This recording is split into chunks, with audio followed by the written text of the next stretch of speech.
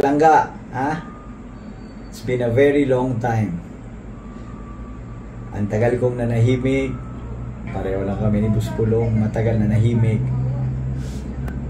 Pero ngayon, pinipilit nyo kaming magsalita. Nagsasalita ako ngayon because meron akong gustong ilabas na mensahe. We Negrosanons are not for sale. Kung meron man dyan sa Negros na nabayaran na, nakabaligya na mo, nabenta na yung pirma nyo, pwede bawiin nyo or mag-execute kayo ng affidavit na nabayaran kayo. Huwag natin ibenta ang ating pirma para sa PI na para lang sa kanilang sariling kapakanan. Para sa mga nagpapatakbo dyan, mga nasa gobyerno natin, sobra na ang inyong pang-aapi sa mga hindi sumasang-ayon sa inyong mga gawain. Sobra na. I support the stand of the Dutertes. Tama ang sinabi ni Mayor Baste na tamad ka, wala kang malasakit, kung wala kang plano sa ating bayan, mag-resign ka na lang. Tama rin si Buspulong na tinitira siya. In-example niya pa ako. Balak yung gawin sa kanya yung ginawa nyo sa akin. Ewan ko lang kung kaya nyo. Siyempre, ako ordinaryong tao, si Buspulong ibang klaseng tao yan. Pero sobra na. Tama rin yung sinabi ni PRRD na dati gumagamit, ngayon gumagamit pa rin. Kung si PRRD may intel, ako rin may intel. Alam ko yung katotohanan. Diba?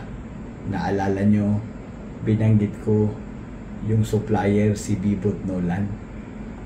Huwag natin kalimutan yun. Dati, nung ako pa lang nagsasalita, baka wala pang naniniwala. Ngayon, si PRRD na nagsasalita. Meron akong challenge ngayon. Sa mga congressman ngayon, or congressman dati, I challenge you, lalo na yung dating kumampi at sumipsip kay Pangulong PRRD. Magsalita nga kayo ngayon. Tama si PRRD o mali si PRRD? Wala kasing nagsasalita eh. Bakit parang kami lang dalawa ni Buspulong ang may tapang na magsalita? Ha? I challenge you. Oh, sige nga, magsalita kayo. Tingnan natin. Meron din akong matagal nang iniisip na tanong. 'Di ba kung may tao na may kasalanan or may nagawang kasalanan, nirereklamo natin sa pulis, nirereklamo natin sa barangay, nirereklamo natin sa korte. Ang tanong ko, saan pwede magreklamo ang isang Pilipino kung ang kanilang leader ay gumagamit ng droga? Adik ang leader nyo, saan ka magreklamo? Pwede ka ba magreklamo sa korte? Pwede ka ba magreklamo sa barangay? Di ba? Kailangan ko ng mga sagot. Kailangan natin ng mga sagot nito. Dahil kawawa ang taong bayan. Matagal ko na sinasabi yan eh.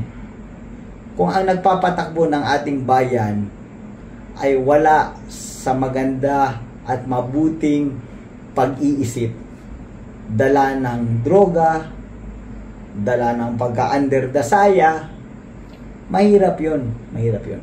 Sobrang kawawa ang mamayang Pilipino. Sa napag-alaman ko po, hirap na ang buhay ng mga Pilipino. Sobrang mahal na ng mga bilihin, sobrang taas na ng presyo ng petrolyo, sobra na ang pang-aapi. Habang nangyayari ito lahat, ang dami sa ating mga opisyal nagpapasarap ng buhay. Pa-biyahe-biyahe, pa-New York, pa-Europe, gamit pa at gastos ang milyon-milyong pera ng taong bayan. Sa tingin nyo, tama pa ba ito? Or tama na? Paano natin ito matutuldukan? Papaabutin pa ba natin ito ng 6 years? Na magtiis tayo ng ganito? Tingin ko, kailangan na natin magkaisa. Samahan natin si PRRD sa kanyang stand na kailangan na ng pagbabago sa lalong madaling panahon. Anyway, sa tanong ko kung saan tayo hihingi ng tulong, seryoso ako. Please leave your comments on the comment section below kung saan tayo pwede humingi ng tulong. Sa mga militar at pulis, ako ay nananawagan din sa inyo. Obligasyon nyo, katulad ng sabi ni PRRD kagabi, na tulungan ang taong bayan at panindigan ang ating bahay or konstitusyon. Unang-una, hiling ko sa inyo, hulihin nyo ang mga adik, lalo na ang mga nagbebenta ng droga. At kung pwede, please, pakiunahin yung nasa gobyerno na gumagamit ng cocaine. Lastly, I ask everyone, let us support VP Inday Sara.